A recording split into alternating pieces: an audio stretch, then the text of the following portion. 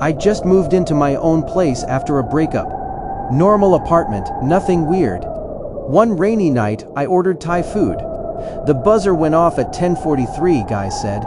Delivery. When I opened the door, he stood way too close and said my name before I told him. He handed me the food, said he'd forgotten my drink and would bring it up, then walked off. I locked the door, didn't know why, but Then I found a folded note in the food bag. It was not the receipt, but my own name, my flat number, a list, and that I live alone, and that I have no dog. And my bedroom window faces the alley. And lastly, that I am usually home after 7. I called my ex thinking it was a prank, but he sounded scared. Then someone knocked. 3 soft knocks. Forgot your drink. I checked the peephole. It was empty. My phone buzzed, the app saying my driver was at the door. I answered an unknown call and the voice said, "You shouldn't have looked at the receipt." The handle started turning slowly, testing the lock. I immediately called the police, grabbed a knife, and locked myself in the bathroom. I heard my bedroom door creak open, footsteps getting closer. Then his voice through the door, "You should have taken the drink." The lock broke. He came through with a screwdriver.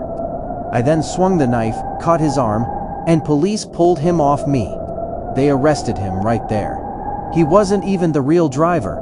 He'd attacked me blocks away and taken my jacket. In his car, there were dozens of receipts, names, addresses including mine which were circled. Next day, the app I'd already deleted sent a new notification. My driver was at the door. My ex's doorbell camera showed nothing. Just 3 knocks on the audio. I'm in a hotel now under a fake name. Last night, someone slid a new receipt under my door and had my room number on it. 4 words were written at the bottom. "You still seem thirsty." This happened about a year ago in an apartment my wife and I were living in. The place had an open kitchen and living room right when you walked in. Then a long hallway leading back to the bedroom. I used to get this uneasy feeling looking down that hallway. Nothing I could explain, just a bad vibe. My wife never felt it once. One night we were up late packing for a road trip, leaving early the next morning. There was a TV mounted on the wall facing our bed, just sitting on the home screen. My wife asked me to turn it off, so I hit the power button, watched it shut off, and kept packing. About a minute later, a kid's voice came out of the TV. It was a loud "Listen up. On the count of 3 we're gonna jump. 3, 2, 1, jump, jump, jump." The screen was completely black, but subtitles appeared on it, matching every word. And right after, the light above us dimmed for a couple seconds before coming back on. We just looked at each other, not scared at first, just confused. Then it started sinking in how wrong it actually was. I grabbed the remote to check if the TV had somehow stayed on, hit the power button, and it turned on fresh to the home screen. It had been off. We checked the watch history on every app.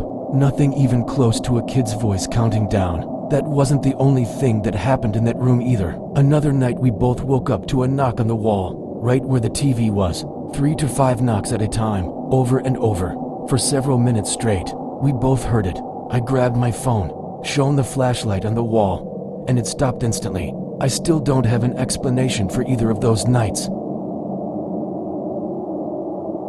This happened when I was 5, and I still think about it all the time. It was my cousin's birthday party in our backyard. Just a normal square yard with one tall tree in the corner. No low branches, nothing you could climb. My dad was grilling, and the family was eating, talking. Then my mom looked up at the tree and screamed. We all looked up. There was something crouched at the top, staring down at us. It was black, with huge glowing white-yellow eyes, almost human-shaped. But the way it was crouched, the way it held itself, nothing about it felt human. I felt it in my body before I understood what I was looking at. The eyes were the worst part. I've never seen anything like them since. My dad screamed for the kids to get inside, ran and grabbed a machete. It was the only weapon he had. I stood at the sliding door, crying, watching it still staring down at us.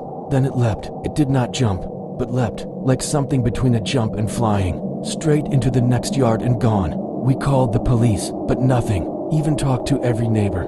Checked the news, still nothing. Every single person in my family who was there remembers exactly the same thing. I've never experienced anything supernatural since. That was the first and last day.